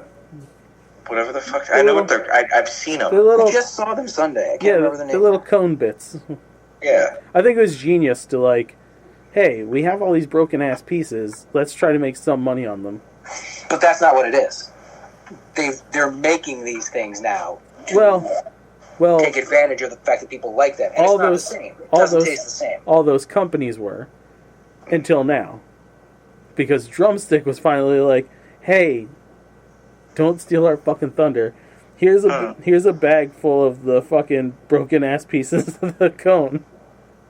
Now that I'd eat. Say, like, the idea is great, and then I had them, and it's just like, no, this feels fake. Yeah. When you get to the bottom of a drumstick, you've just experienced the ice cream, and there's a bit of it in there. It's cold. It's its own thing. Yeah. This is a superficial attempt to try and capture that feeling, and I'm not eating a bag of cone bottoms here. No, I want my ice cream with it. I mean, I like them. I like them. They're all right, but it's not the same thing. One of the next two things is quite possibly like one of the happiest food news moments I've had in a long time because I missed this item.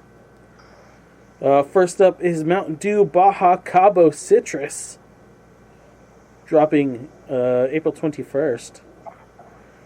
So, the 20 millionth flavor of fucking Mountain Dew. That made me yawn. Hearing Mountain Dew mentioned made me yawn. Does anybody else remember the glory that was guacamole Doritos? I remember them. Fucking incredible. Well, you're a guacamaniac, so I can see why I fucking love guac, bro. Yeah, I love guacamole. April 28th, Joe. They're hitting store shelves again. Dude, yeah, I want some guac. Yeah, I'm so happy. Stick your cock in that guac. Yeah, I'm gonna roll my fucking balls around in it. Yeah, rock that cock in guac.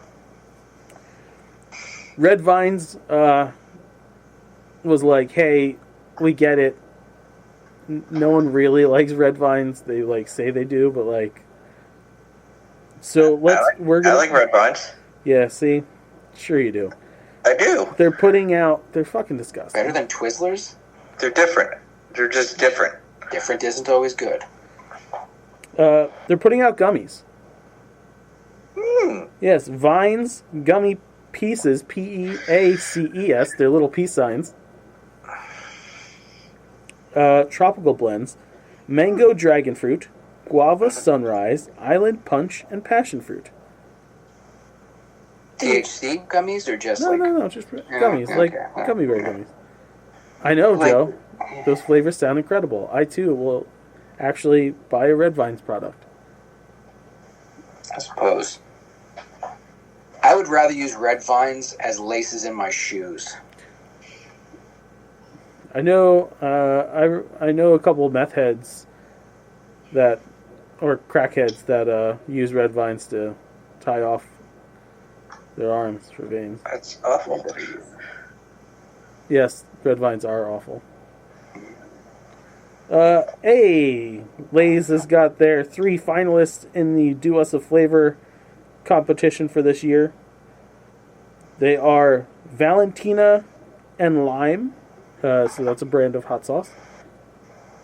Korean style fried chicken wavy Lays. I'm gonna try that. Honestly, that sounds fucking good. And bacon grilled cheese. That'll probably win. Yeah, it's probably going to win. Bacon and cheese is good. That's a gimme. Yeah. If they can get that bread flavor down right, people are going to love that. It's kind of fucked up, though. The name of the competition is... Do us What was it again? Do us a flavor.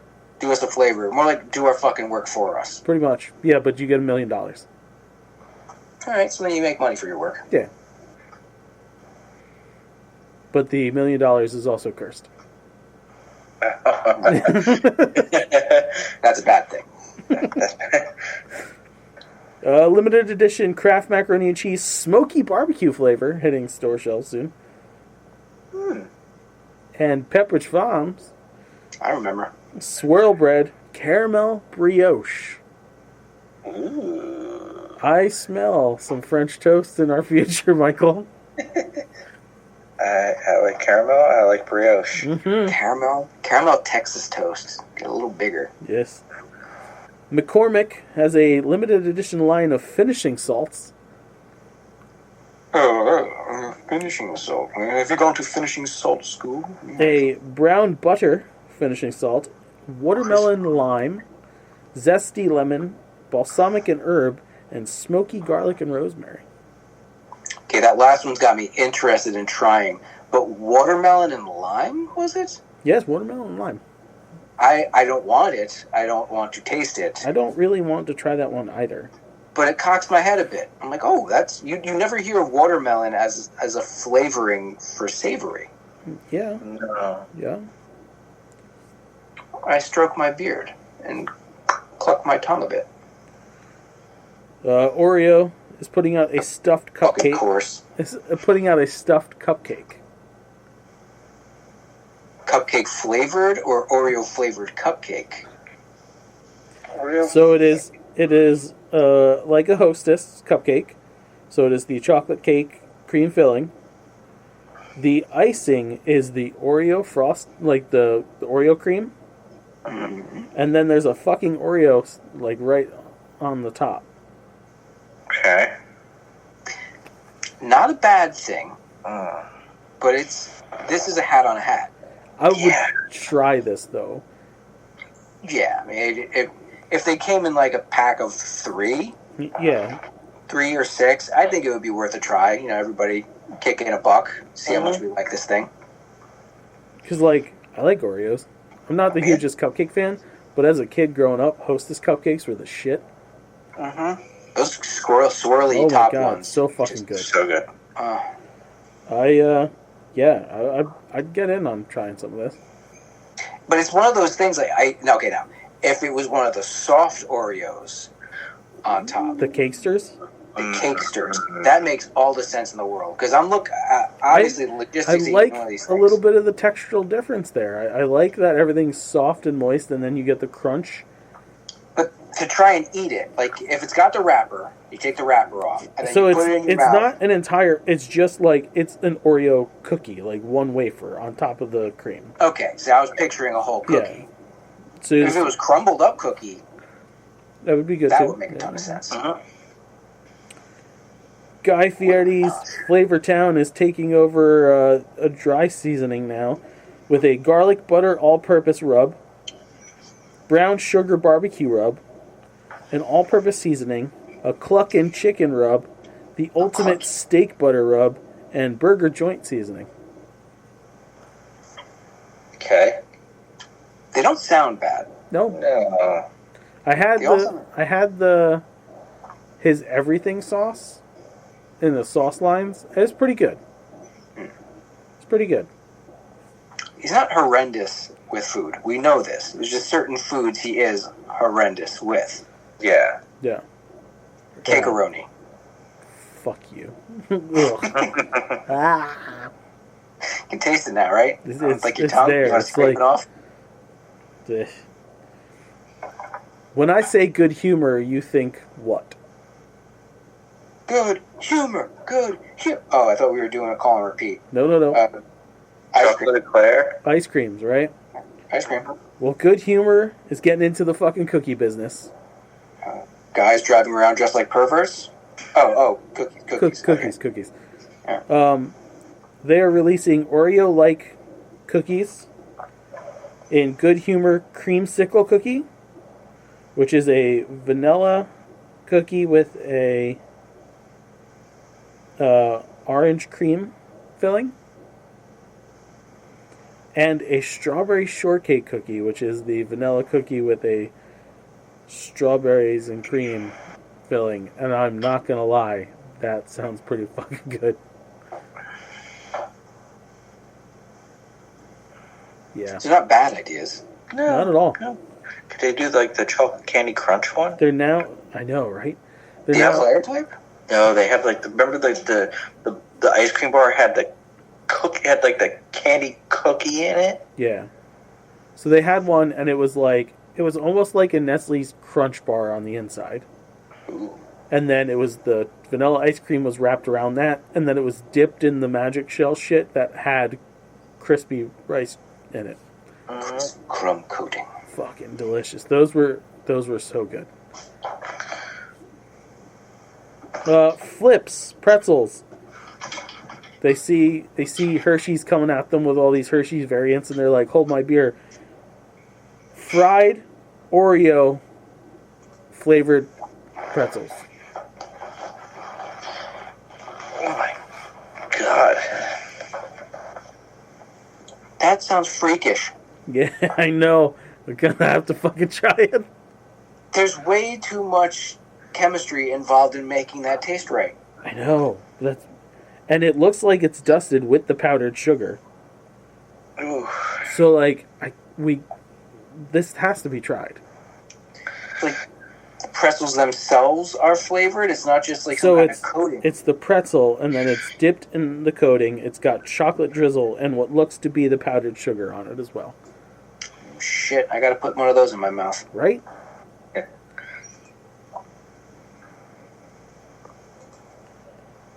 I'm like, what the fuck, man? What are you doing here? What are you doing to me? Kellogg's Frosted Flakes has new cookies and cream milkshake flavored flakes. Joe, we're recording. The faces you're making are fucking incredible. You're just like, Oh.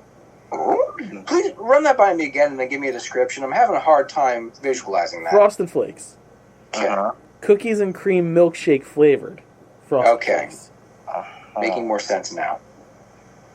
It's crazy now. Like, you say a company, and then you say the product, and then you say what the variation is. I don't know. Like, it's one of those, like, you have, like, spinning wheels, like, and each one is an image. I don't know where the images fall anymore.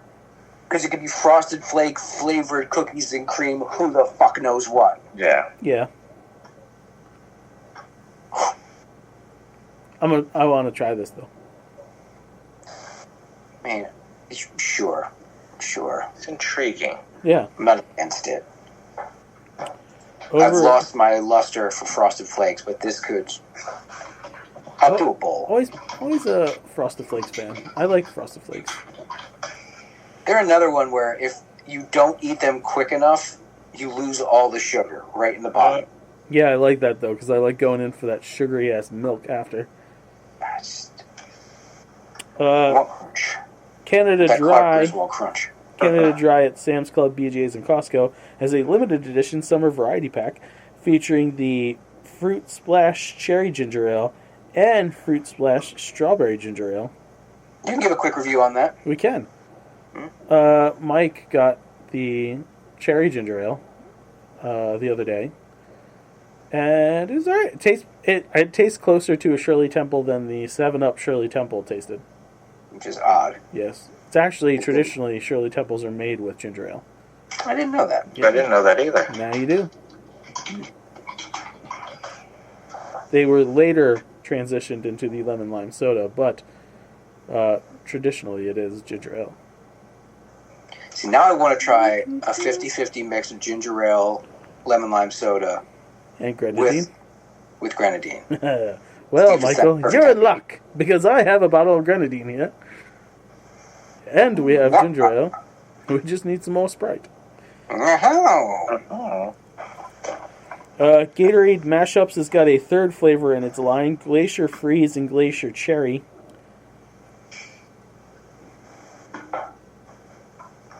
I like Gatorade. I haven't had Gatorade in so long. Not as much anymore because I'm an old man and I have to watch my sugar content, so I don't get the diabetes. I've gotten very fuddy-duddy with Gatorade. Out of all of these Yeah. sports drinks, they're the one that is the most obviously. That's why I go with Body Armor, low calorie or the zero sugar, which the Cherry Limeade zero sugar Body Armor is fucking incredible.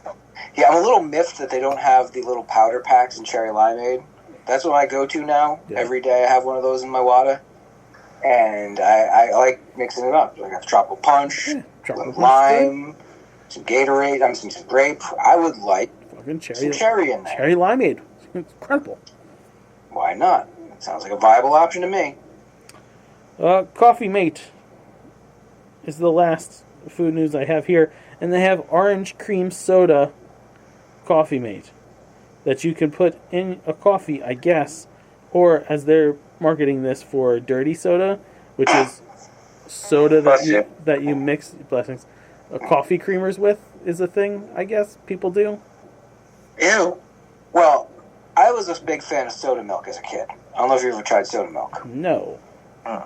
That's where you do an equal mixture of Coca-Cola and milk. It's not exactly mind-blowingly challenging. Uh-huh. It's tasty. Surprisingly tasty.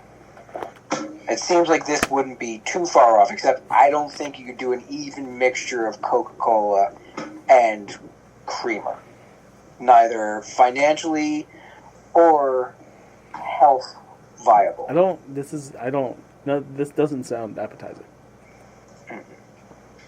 It's like a White Russian kind of thing. I guess. That's not my party. Not my pig, not my farm. It's time for Douche Nerd. Beyond the obvious political ramifications of certain people doing horrendous decisions. Well, I mean, we should call out the fact that he walked back the tariffs so that people with lots of money could buy stocks and then profit. Yeah. And hopefully someone with a bit of scruples will actually go forward with investigating the situation, and maybe someone will at least get a slap on the wrist. And then Maybe somebody at Harvard will do it. Mm-hmm. Yeah, Harvard. Yeah, and then the only people who are actually standing up to him right now. Besides us.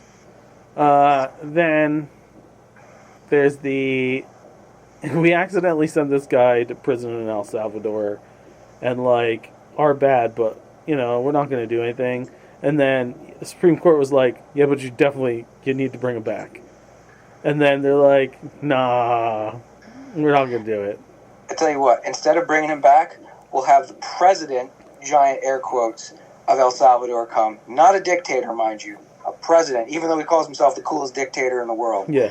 We'll have the president of El Salvador come hang out in the Oval Office and be like, I can't do that. Who do you think I am? I can't just put a guy on a plane. Yeah, he's a terrorist. They can't just send you a terrorist even though you tell me he's not one. Come on. You're paying me more money than we usually have to store him. And I'm not going to do that when you're going to send me even more criminals. Yeah, and then Trump's like, you know what? I might send U.S. citizens there too, because I am not a bad man. Yeah, because I have so many morals, and we have so many criminals. We just need to give them to you. And then they'll never be able to come back, because what can you do? You don't have, airports there to send people back. How does that happen? How could that even go down? So you just keep them. They just stay there forever. This is a fucking Black Mirror episode. On a slightly lighter tone, my douche of the week, all these fucking teenagers going to see the Minecraft movie. Yeah, man. And absolutely, go see a movie that I don't care about, fine. I don't give a shit. It's breaking records, cool, you have a thing you love. It's when a certain scene happens involving some fucking character that gets their dicks all hard, that they're just trashing the theater. Not damaging the seats or anything, not fucking with the carpet, but they're just throwing their popcorn everywhere when some dipshit zombie jumps on the back of a chicken. I had that job to clean up a theater. And when The Waterboy came out, which was the biggest selling movie during my time at that company, I dreaded going in there and sweeping up because it took like 20 minutes. And it wasn't nearly as bad as what these fucking animals are doing. Show some respect. You want to cheer, you're happy, cool. Don't flail your fucking popcorn around. And on top of that, what kind of idiot pays like $15 for a popcorn and then throws it all over the place? Right? Fucking People are kids. dumb. There are kids in Ukraine starving right now. And getting bombed to shit because our president's an asshole. But there's a lot of people that would like to have that popcorn. Fuck all these people. A couple of nerds. I got a couple nerds. When asked this week what DCU role he'd be interested in, Vincent D'Onofrio, without hesitation, said, "I'd like to be Swamp Thing." Yep. I'd like to see Vincent D'Onofrio as Swamp Thing. Yep, please. Yeah. That's Okay. pretty fucking fitting. That's really fitting. My other nerd of the week, this, not just Bernie Sanders at Coachella, other shit happened too. Yo Gabba Gabba came back Yeah. and performed at Coachella, which, like, that's not in my wheelhouse. I didn't have kids. I don't have kids. I wasn't young enough to be into Yo Gabba Gabba. But I do have a soft spot for Weird Al Yankovic. And I definitely have a soft spot for Weird Al Yankovic singing Rainbow Connection with Yo Gabba Gabba at Coachella, blowing everyone's fucking minds. Dude, that looked like an HR Puffin stuff trip happening. Was Sigmund the Sea Monster HR Puffin stuff was on stage too. He was? Yeah, bro. No wonder that peaked in my brain. So yeah, for both of those things, that's a bit of beauty right there. Bravo. Keep it bravo. weird now. Okay, so one to the Chinese government Yeah. You don't say that often. for dropping the secrecy clause that luxury brands had in place with Chinese manufacturers and releasing videos exposing that their favorite luxury brands are made there and like how cheaply they're made and how overpriced they're getting for these fucking luxury bags. I enjoy the fact that we've really fucked up hard and now China's like, oh, fuck you. We've been keeping secret. Fuck you so hard. Yeah, you guys could have played nice. You didn't have to fuck around like this. We have receipts. We have all the receipts. Literally, the receipts. Because you've been buying everything from us. Do not fuck around. You want to say that Ukraine's got none of the cards? Nah, bro. You're not even playing with a fucking full deck at this point. Stupid Americans. Lego did something really cool, and I thought I had the fucking thing saved, and now I can't seem to. There it is. Lego's opened a $1 billion factory in Vietnam that it says will make toys without adding planet-warming gas to the atmosphere by relying entirely on clean energy. Ah, Nice. it's a ray of sunlight, literally. Thanks, Lego. And my last bit, also from Coachella. California punk rockers, the Circle Jerks, didn't pull any punches as they riffed to a Coachella crowd about Luigi Mangione. And they said they want an army of Luigis. Oof.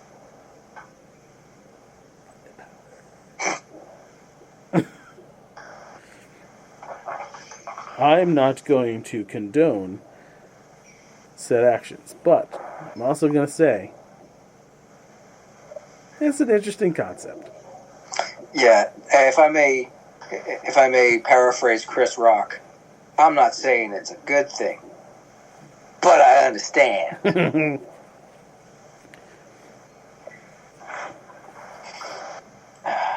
All right. And with that, no more.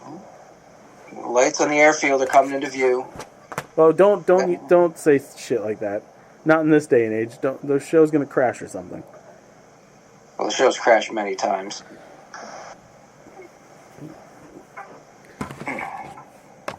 We gotta fly soon. You don't think I'm worried? No. Oh, If you... What, Joe? I was going to try to say something lighthearted, and my brain just stopped working. Oh, cool. I mean, we got the whole this end bit. That's always uplifting. If you like what you hear, head over to facebook.com/nerdities, at nerdities on Twitter, where our legion is growing because I keep talking shit to Elon Musk. You're welcome, boys. We're also on Instagram. I'd like us to be on TikTok, but, you know, no, we don't get together to do anything fun anymore. Cue sad Hulk music now. Don't go to the website. We're ending that now. There's no point. It's old. If you want a, like, museum of, like, weird shit on the net, sure. You mean the Loki and the Batman trailer? Yeah.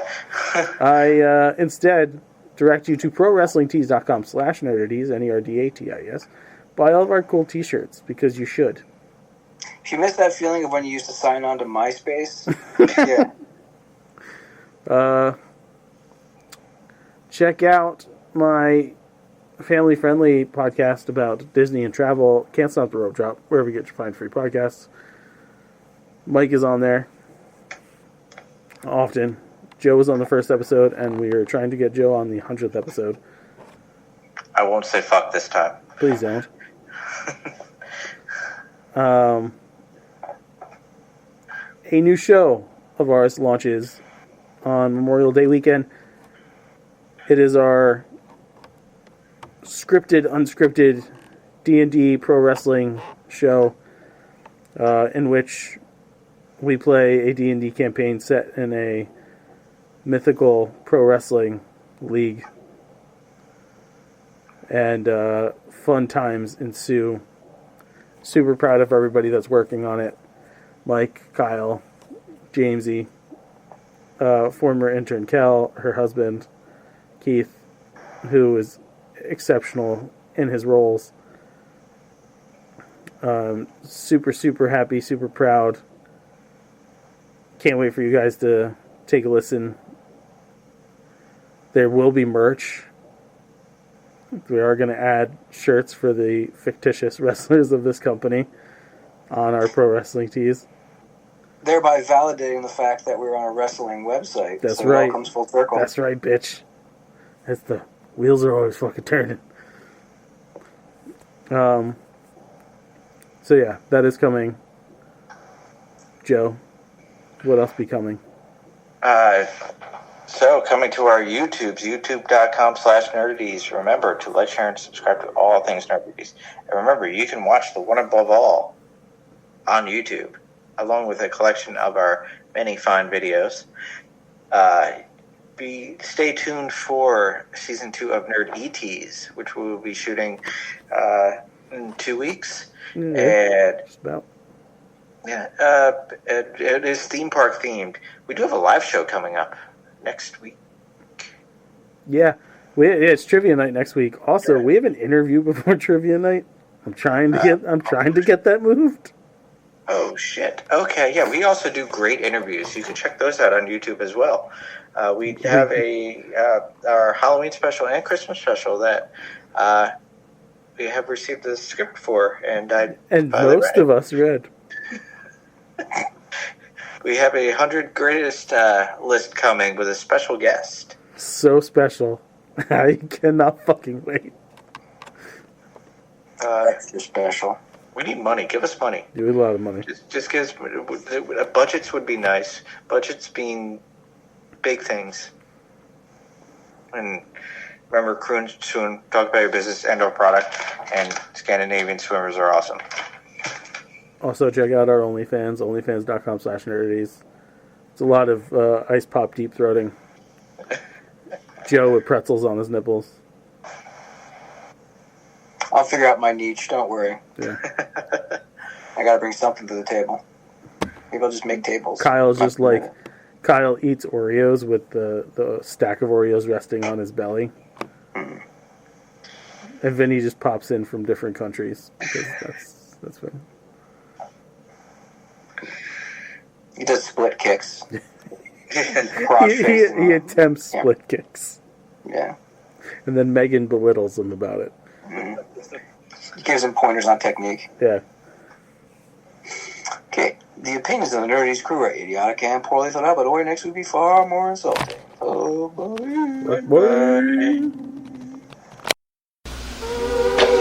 Because of the end of civilization, the Clamp Cable Network now leaves the air. We hope you have enjoyed our programming, but more importantly, we hope you have enjoyed life.